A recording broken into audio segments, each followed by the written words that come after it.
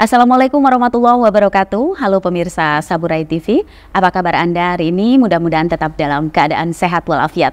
Senang sekali saya Fitri Amalia kembali menjumpai Anda dalam program Saburai Talks.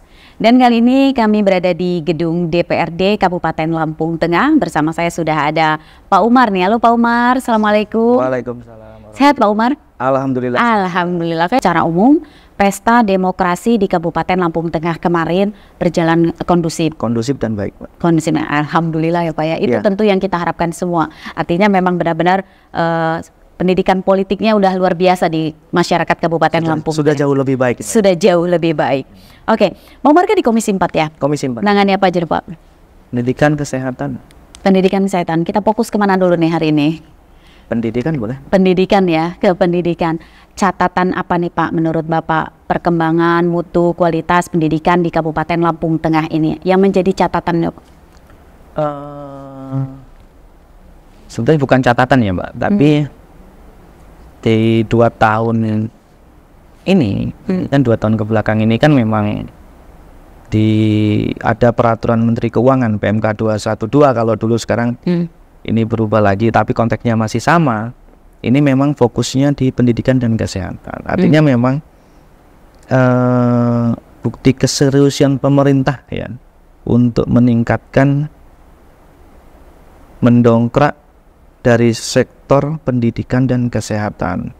Ini ada keseriusannya. Kenapa? Dibuktikan dengan peraturan Menteri Keuangan yang memfokuskan untuk ke pendidikan dan kesehatan sebetulnya gitu.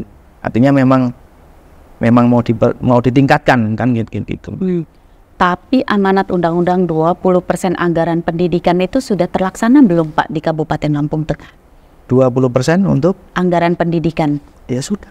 Sudah ya? Itu kan ditegaskan lagi dengan PMK itu tadi. Jadi memang harus difokuskan ke sana, pendidikan dan kesehatan yang 20% itu. Berarti sekarang saya mau tanya mutu dan kualitas menurut Pak Umar, mutu dan kualitas pendidikan di Kabupaten Lampung Tengah. Kalau kita bicara mutu, kan kita harus punya patokan standarnya, Mbak. Standarisasi. Kita mau dibandingkan dengan yang mana? Kalau kita ngomong mutu yang sekarang ini, pasti jauh lebih baik dibanding yang 5 tahun yang lalu kan gitu. Kenapa? Ya misalkan kita lihat taraf lulusan pendidikannya kan pasti juga dulu kalau misalkan di Lampung Tengah ini yang lulusan SD berapa, SMA berapa, ini pasti meningkat. Dan gitu, itu kan jadi salah satu tolak ukur aja kalau misalkan kita ngomong dibandingkan dengan tahun-tahun sebelumnya. Tapi kalau kita ngomong mungkin kalau Lampung Tengah mau dibandingkan dengan kabupaten yang lebih maju misalkan di Jogja atau apa, ya pasti kita masih jauh tertinggal. Ya bukan jauh tertinggal, artinya kita masih di bawah sana ya. Di bawah sana kalau kita ikut standarisasinya di situ. Baik, nanti kita lanjut lagi ya Pak ya. Pemirsa tetaplah bersama kami, Saburai Talks akan kembali usai jeda pariwara berikut ini.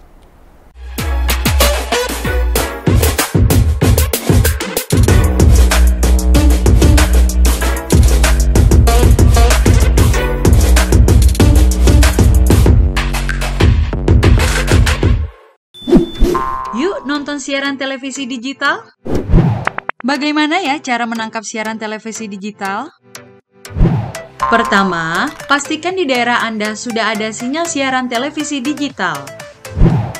Kedua, gunakan antena UHF di dalam atau di luar rumah Anda.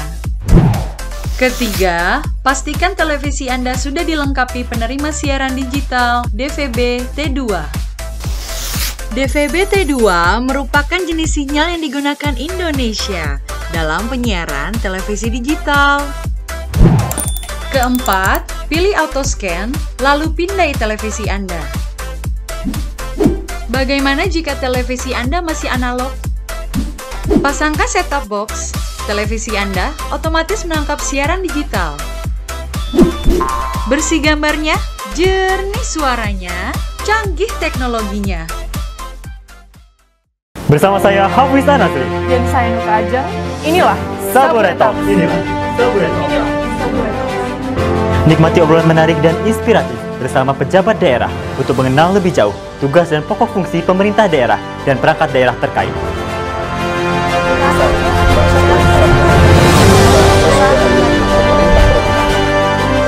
Saksikan Saburai Talks hanya di Saburai TV, Saluran TV Digital.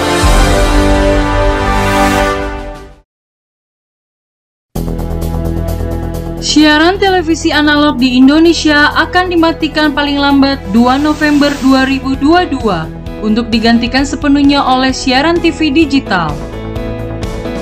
Program migrasi mode siaran TV ini disebut Analog Switch Off atau ASO.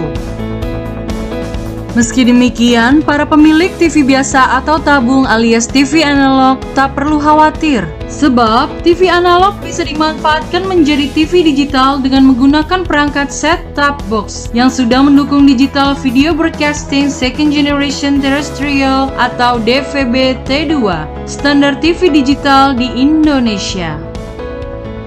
Satu hal lagi, pemerintah juga memberikan gratis kepada masyarakat yang masuk dalam kategori miskin, sehingga masyarakat tersebut dapat segera beralih ke TV digital dalam beberapa bulan ke depan. Kementerian Kominfo telah membuat program memberikan set-top box kepada masyarakat kategori miskin dalam aturan pemerintah dan peraturan menteri. Alokasi set-top box gratis itu dari penyelenggara multiplexing TV digital atau MUX sebagai bentuk komitmen persiapan analog switch off.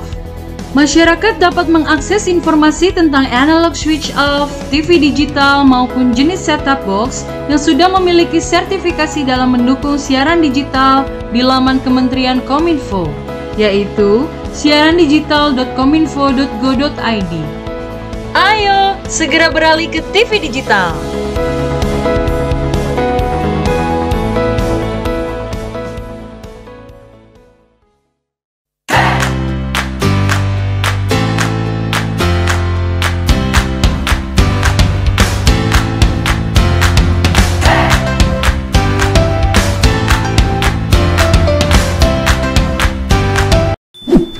Yuk nonton siaran televisi digital? Bagaimana ya cara menangkap siaran televisi digital? Pertama, pastikan di daerah Anda sudah ada sinyal siaran televisi digital. Kedua, gunakan antena UHF di dalam atau di luar rumah Anda. Ketiga, pastikan televisi Anda sudah dilengkapi penerima siaran digital DVB T2. DVB T2 merupakan jenis sinyal yang digunakan Indonesia dalam penyiaran televisi digital. Keempat, pilih auto scan, lalu pindai televisi Anda. Bagaimana jika televisi Anda masih analog? Pasangkan set-top box, televisi Anda otomatis menangkap siaran digital. Bersih gambarnya, jernih suaranya, canggih teknologinya. Bersama saya Hafiz Anasri dan saya Nuka Ajeng. Inilah Saburai Talks. Nikmati obrolan menarik dan inspiratif bersama pejabat daerah untuk mengenal lebih jauh tugas dan pokok fungsi pemerintah daerah dan perangkat daerah terkait.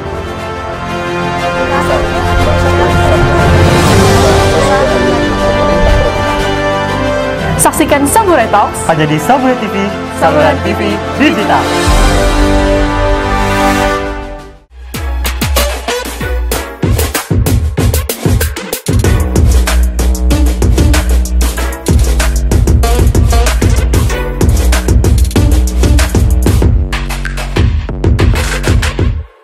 Ya pemirsa, terima kasih Anda kembali bergabung bersama kami dalam Saburai Talks. Masih bincang-bincang bersama Pak Umar nih.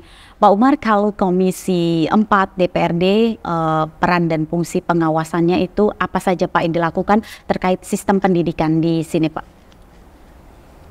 Ya sebetulnya kan fungsi DPR ini ada 3 ya Mbak. Fungsi pokoknya kan ada 3. Ada pengawasan, ada penganggaran dan legislasi kan gitu. Jadi kalau kita ngomong pengawasan ya semuanya. Semuanya di pendidikan kita bisa mengawasi, baik dari sistem penganggarannya, jalannya roda pendidikan sendiri, struktur pendidikan sendiri seperti apa kita bisa ikut mengawasi. Karena itu adalah kewajiban yang melekat ya, tugas yang melekat dengan seorang anggota dewan. Oke, baik. Nah, kalau tadi bicara soal mutu nih kan, tergantung standarnya mau pakai yang mana. Nah, kalau di Lampung Tengah ini tolak ukur standar yang dipakai ini yang mana nih Pak? biasanya? Ini kan tadi kan kalau kita berbicara tentang mutu ya Mbak, mutu maksudnya kalau kita mau seperti udah baik atau belum kan gitu, kita mau membandingkannya dengan yang mana kan gitu. Sebetulnya kalau roda pendidikan yang ada di Kabupaten Lampung Tengah ini sebetulnya ya sama dengan kabupaten lain jalannya. Artinya ini kan ada aturan yang mengikat ya, yang ada dari pemerintah pusat. Jadi kalau kita bicara standarnya dari mana, ya tentunya yang dari pusat, karena regulasinya ya tetap dari pusat Mbak. Semuanya kan gitu, kurikulum segala macam ini kan memang tetap diatur oleh pusat, kita tinggal menjalankan saja yang di kabupaten kan gitu. Oke. Nah, ini kurikulum merdeka nih yang sedang diterapkan. Iya. Nah, Bapak ngelihat ini gimana kurikulum merdeka ini, Pak? Ini masih masih diperbincangkan banyak pihak juga nih Pak terkait penerapan kurikulum merdeka ini. Iya. Ya, adanya kurikulum yang diciptakan ini kan tujuannya baik ya Mbak ya. Jadi kalau menurut saya, kalaupun ada sesuatu yang masih dianggap kurang baik, ini tinggal memperbaikinya saja kan gitu loh. Artinya saya lihat sih sekarang ini memang sudah mulai bergerak lagi kan. Ya, dan masih terus diupayakan, didongkrak untuk ditingkatkan jadi lebih baik. Artinya saya sepakat dengan ide pemerintah yang terus berupaya untuk berbenah jadi lebih baik. Ya kalau kita ngomong sempurna tentu aja belum, tidak ada. Tapi ada grafik peningkatan, berusaha untuk jadi lebih baik ini ada. Nah disitulah berarti kan ada keseriusan upaya untuk ke situ kan gitu. Ini yang perlu kita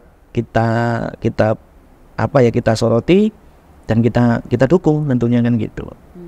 Oke, dalam penerapannya nih Pak kurikulum merdeka ini, dalam penerapannya tentu berdampak toh Pak gitu ya. Berdampak baik pada pengajar maupun pelajar itu sendiri yang harus melakukan perubahan-perubahan, adanya penyesuaian-penyesuaian. Ini yang jadi gejolak kadang-kadang Pak di tengah-tengah masyarakat. Setiap ada sesuatu yang baru, perubahan, itu pasti akan ada dampaknya. Tergantung kita mau melihat sesuatu itu dari sudut pandang yang seperti apa, kan gitu. Jadi kalau kita mau melihat sisi negatifnya ya negatif semua. Tapi kalau kita mau lihat dari sisi positif, ya jadi bisa positif kan gitu. Jadi berubahnya itu niatannya baik. Tinggal bagaimana yang di bawah ini ikut menyesuaikan. Toh ini tujuannya baik, kan gitu Pak. Kalau kita melihat dari sisi negatifnya, ya negatif semua nanti kan gitu. Menurut saya seperti itu. Di gedung DPR RI kurikulum merdeka ini digodok terus loh Pak. Iya. Dikritiki terus nih Pak. Iya. Ya nggak apa-apa. Artinya kan memang kritik ini kan sifatnya untuk membangun. Kritik ini sifatnya untuk membangun supaya kurikulum merdeka ini jadi lebih baik, atau sistem pendidikan ini jadi lebih baik. Kan tujuannya ini sama-sama baik Mbak. Dari DPR juga tujuan mengkritik itu tujuannya baik. Dari Menteri Pendidikan juga menciptakan kurikulum merdeka ini tujuannya juga baik. Saya kira ini dinamika saja lah. Baik semuanya tujuannya baik. Tapi di Lampung Tengah sudah nggak ada kan Pak sekolah-sekolah yang nggak layak, sekolah-sekolah yang bobrok gitu. Seperti di kabupaten-kabupaten lain. Kalau ngomong sekolahan yang bobroknya seperti apa, yang tidak layaknya seperti apa, ini kan bangunannya. Kalau bangunan gini Mbak, bangunan ini dengan PMK 212 ini ya, kemarin ada 212, sekarang PMK 110 kalau nggak salah. Nah ini kan memang betul-betul pemerintah ini dipacu untuk bisa memberikan fasilitas yang lebih baik, memperbaiki fasilitas pendidikan, termasuk gedung sekolah yang mungkin kategorinya tidak layak, ini menjadi lebih layak. Artinya itu yang dimungkinkan, udah tujuannya juga baik kok gitu loh. Kalau dikatakan atau tidak, semuanya lagi proses kan gitu. Dan layak dan tidaknya kita mau lihatnya dari sisi yang mana kan. Kalau saya seperti itu. Oke, memandangnya dari hal seperti itu. Iya. Tenaga pengajarnya gimana Pak? Tenaga pengajar kan sekarang malah dipacu untuk jadi lebih cerdas lagi, dipacu untuk lebih kreatif lagi kan gitu. Artinya memang yang ya mungkin memang kalau kita melihat dari satu sisi tenaga pendidik capek, tenaga pendidik lelah atau Tapi kan tujuannya baik. Mereka harus bisa menguasai IT, dipacu untuk lebih kreatif dalam berinovasi. It's okay, walaupun memang ya lelah dan capek. Tapi kan tujuannya bagus. Gitu menurut saya, Mbak. Karena sekarang cara ngajar guru zaman dulu sama zaman sekarang kan beda. Era Iya. digitalisasi apalagi ya. Ya ini Tuntutannya banyak. kita harus bisa, dunia pendidikan ini kan yang sekarang ini kan memang harus mengikuti perkembangan zaman. Dengan perkembangan zaman yang sekarang sudah semuanya serba digital. Nah, ini bagaimana pendidikan ini bisa jalan dengan perkembangan zaman yang digitalisasi, kan gitu. Jadi ya memang harus seperti itu, harus dipacu gitu, supaya tujuannya sama, tujuannya kan untuk jadi lebih baik. Sekalipun SDM kita belum siap. Justru SDM inilah kita juga dongkrak kan. SDM ini kita dongkrak dengan pola-pola yang sudah ada di pemerintah. Contoh misalkan ada pelatihan, ada MGMP atau segala macam, memang dipacu ya, bukan tapi dipacu untuk jadi lebih baik. Artinya fasilitasnya ini juga didorong, tapi tenaga pendidiknya juga kita dorong. Jadi sama-sama ya, kalau dalam sekali tempo ini harus berubah dalam satu waktu, ya kan nggak mungkin. Namanya juga proses, kan gitu. Tapi kan ada grafiknya gitu loh. Nanti suatu saat harapannya nanti 1 tahun ke depan, 2 tahun ke depan ini sudah sesuai gitu loh. Apa yang diharapkan dengan perubahan yang baru gitu. Oke. Nih Pak Umar, menurut Pak Umar nih ya, faktor-faktor apa nih Pak untuk meningkatkan mutu kualitas pendidikan di Lampung Tengah ini? Saya kira hampir sama ya Mbak, hampir sama di setiap kabupaten juga. Artinya kita sekarang penerimaan P3K misalkan ini ada syarat-syarat tertentu yang memang tujuannya mencari yang lebih baik. Ini kan salah satunya, kita mau mencari guru yang lebih berkualitas. Tujuannya kan ke sana. Terus misalkan ada penilaian kriteria yang nantinya ini akan menjadi salah satu tolak ukur bagi penerimaan P3K tersebut. Artinya memang banyak sekali Faktor pendukungnya. yang memang tujuannya memang arah sana gitu loh. Jadi saya kira ya sudah cukup bagus. Artinya memang kalau ngomong sempurna ya mungkin belum, tapi perbaikan kan harus dilakukan, Mbak. Walaupun 1 tingkat 2 tingkat harus tetap diperbaiki kan. Oke. Izin kalau saya salah Pak, artinya dari yang Bapak sampaikan tadi, faktor pendukung untuk meningkatkan upaya dalam rangka upaya meningkatkan mutu pendidikan, salah satunya adalah SDM. Kedua fasilitas, sarana dan prasarana. Kemudian anggaran mungkin Pak. Iya, anggaran. Ya kalau anggaran kan kita kesesuaiannya begini Mbak. Anggaran untuk di pendidikan ini yang kemarin ada di PMK itu kan memang untuk fasilitas ya, gedung dan yang lainnya lah. Terus kalau kita ngomong ketersediaan anggaran untuk memacu SDM-nya, ya kembali ketersediaan anggaran di kabupaten masing-masing kan pasti berbeda-beda Mbak. Kalau anggarannya cukup, terus ini memang dipandang bagi satu tempat ini memang diperlukan, kenapa tidak kan gitu? Kenapa tidak, pasti akan dilakukan. Tapi kalau untuk Lampung Tengah kita masih terfokus ya untuk pendidikan ini, untuk fasilitas fisik ya Mbak ya, fasilitas fisik yang perlu segera untuk ditangani gitu. Oke. Jumlah luasan sekolah yang ada di Kabupaten Lampung Tengah sudah bisa mengcover semua belum Pak kabupaten yang ada di sini? Atau masih kurang sebenarnya Pak menurut Bapak? Baik tingkatan SD, SMP maupun SMA. Sudah menyebar belum Pak? Kalau penyebarannya sudah Mbak. Penyebarannya sudah. Terus untuk tiket SD ya, kayaknya sudah cukup lah. Terus untuk SMP memang mungkin ada beberapa titik yang perlu memang mungkin ditambah ya, ditambah.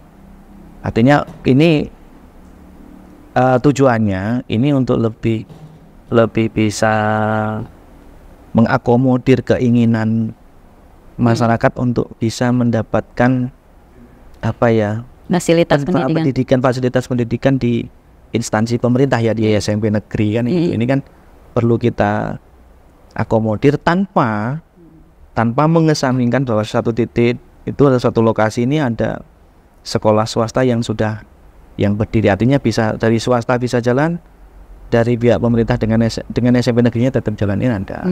Gitu. Jadi sebaran wilayahnya untuk sekolah negeri sudah cukup. Tinggal SMP dan SMA. Ya, SMA juga masih bisa ditambah. Walaupun sekarang SMA, kalau SMA kan provinsi ya Pak ya? Ya, kewenangannya di provinsi. Kewenangannya di provinsi. SMP berarti ya Pak ya? SMP yang masih perlu diperbanyak gitu. Ya, beberapa tempat masih perlu ditambah.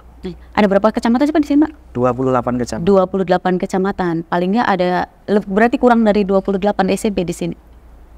Lebih. Karena satu kecamatan itu bukan hanya satu SMP sebetulnya. Gitu loh. Contoh kalau saya kan memang di Dapil 3 ya Mbak.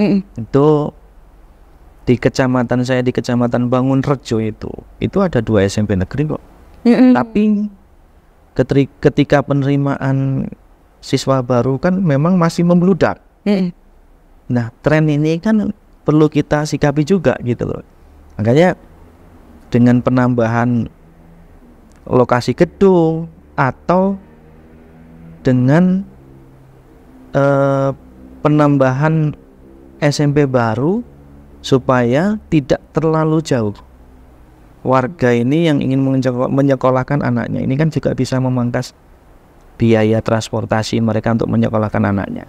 Apalagi sekarang pakai sistem zonasi kan Pak? Iya, betul. Nah yang jauh nggak kebagian dong. Nah itu kan menjadi satu masalah baru nih. PR, bukan masalah baru karena memang sudah beberapa tahun ya Mbak. Tapi ya kita perlu apresiasi, artinya memang minatnya kan berarti memang tinggi. Dan itu minat warga untuk menyekolahkan di SMP negeri ini kan tinggi berarti, karena nyatanya mereka setiap tahun itu penerimaan siswa baru banyak yang ditolak ya istilahnya karena kapasitas kemampuan sekolah tersebut gitu. Tapi kita nggak boleh juga nanti mendirikan satu lokasi bahwa SMP baru ini tapi seolah-olah kan mengesampingkan ada sekolah swasta di sana. Jadi bisa jalan swasta dan nanti biar bisa sama-sama jalan. Sama-sama jalan itu. Yang penting mutu dan kualitas pendidikan di Lampung Tengah kita tetap terjaga dan terus meningkat harapannya. Iya, harapannya seperti itu. Nah, kalau apa ya Pak ya, terobosan ataupun kebijakan strategisnya deh pemerintah Kabupaten Lampung Tengah terhadap pendidikan ini apa Pak? Apakah hanya sampai di pendidikan 9 tahun, pendidikan gratis, apalagi nih Pak? Sebetulnya lebih ke arah ya Mbak, ke mutu dan kreativitas anak didik kita. Oh, ke sana yang arahnya? Iya, anak mutu dan anak didik kita. Jadi fasilitas sudah, terus kita Dewan Guru ini sudah ada penyaring-penyaringnya atau ada pendorong-pendorongnya untuk jadi lebih baik. Udah, nah anaknya kita dorong lagi. Jadi ada program-program yang mungkin oleh sekolah melalui dinas pendidikan ini membuat semacam kreativitas masing-masing supaya anak ini tidak hanya sekedar cerdas, pintar, tapi juga kreatif. Nah, jadi kan ada kegiatan ekstra di sekolah-sekolah ini, kan ada yang tari, dari yang segala macamnya lah, gitu. Artinya ini kan untuk bisa, salah satunya untuk bisa memberikan pelajaran bagi anak didik supaya bisa lebih nantinya lebih punya keterampilan lah, gitu. Jadi menggali minat bakat di sekolah itu diterapkan di sini ya Pak, di Lampung Tengah. Iya. Apakah ini juga bagian dari kurikulum Merdeka tadi Pak? Oh tidak. Ini kan kegiatan ekstra saja. Itu. Tapi kan ini dilakukan tidak sama dalam satu sekolah ke sekolah yang tidak sama. Jadi tiap-tiap sekolah beda? Bisa beda Mbak, bisa beda setiap sekolah, tidak sama. Jangan Bapak guru ya? Bukan. Atau komite? Bukan. Atau komite? Bukan komite juga. Jadi kayaknya hafal banget aktivitas di sekolah nih. Karena pernah jadi murid. Oh, benar. Saya pikir Bapak komite ataupun kepala sekolah. Pernah jadi murid. Oke, baik.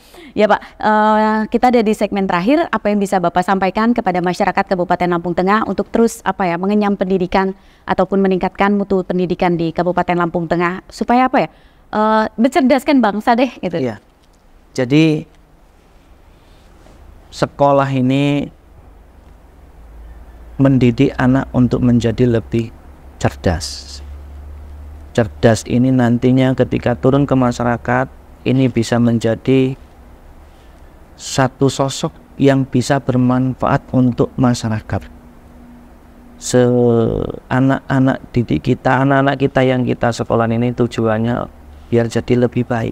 Jadi dengan segala keterbatasan dan kekurangan apapun, saya ingin mendorong sekolahkan anak supaya jadi lebih baik.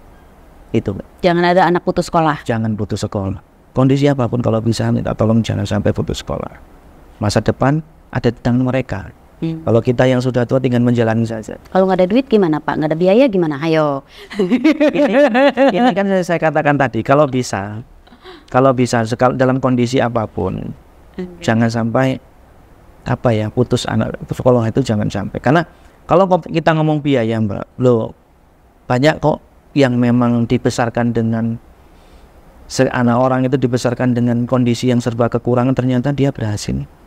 Gitu loh. Artinya tergantung niat kalau menurut saya. Ada beasiswa ya Pak ya? Banyak. Ada program-program bantuan. Juga ada. Artinya saya yakin kalau memang niatnya memang anak kita sekolahkan, insya Allah lah pasti adakan jalan. Ada aja jalan. Iya pasti. Oke, baik. Pemerintah siap mendukung baik pasti dari segi anggaran maupun fasilitas sarana prasarana pendidikan. Pasti mendukung. Pemerintah sangat mendukung. Dengan program 9 tahun dana bos kita kucurkan, pemerintah kucurkan ya. Itu kan salah satu bentuk support. Itu artinya betul-betul pemerintah ini dalam rangka mencerdaskan kehidupan bangsa ini benar-benar keseriusannya ada. Baik. Oke, terima kasih waktunya Pak Umar. Lain kali kita ngobrol-ngobrol lagi ya Pak. Boleh. Yang lebih serius lagi. Oke. Terima kasih kami sudah diterima di sini ya Pak Umar, mengganggu aktivitas kegiatannya di gedung DPRD. Ya baik pemirsa, itu tadi yang sudah disampaikan oleh Pak Umar, segala upaya dilakukan oleh pemerintah, berbagai faktor yang dilakukan, indikator dilakukan untuk mendukung peningkatan mutu dan juga kualitas pendidikan di Kabupaten Lampung Tengah untuk mencerdaskan kehidupan bangsa. Gitu ya Pak Umar ya? Ya. Terima kasih Anda sudah bersama kami. Saya Fitri Amalia, mewakili kru yang bertugas undur diri. Sampai jumpa. Terima kasih Pak Umar. Ya, terima kasih Mbak.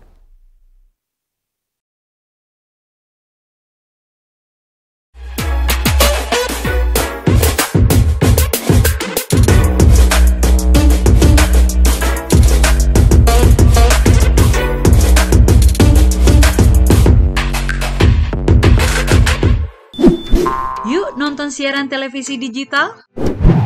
Bagaimana ya cara menangkap siaran televisi digital? Pertama, pastikan di daerah Anda sudah ada sinyal siaran televisi digital. Kedua, gunakan antena UHF di dalam atau di luar rumah Anda. Ketiga, pastikan televisi Anda sudah dilengkapi penerima siaran digital DVB T2.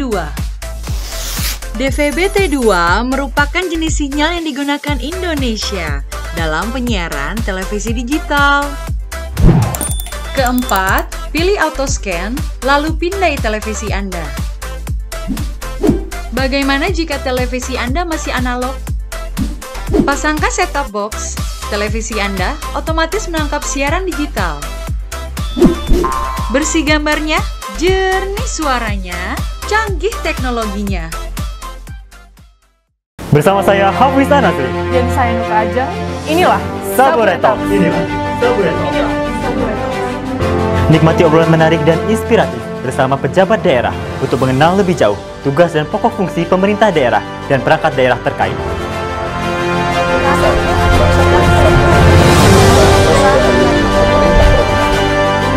Saksikan Saburai Talks hanya di Saburai TV, Saburai TV Digital.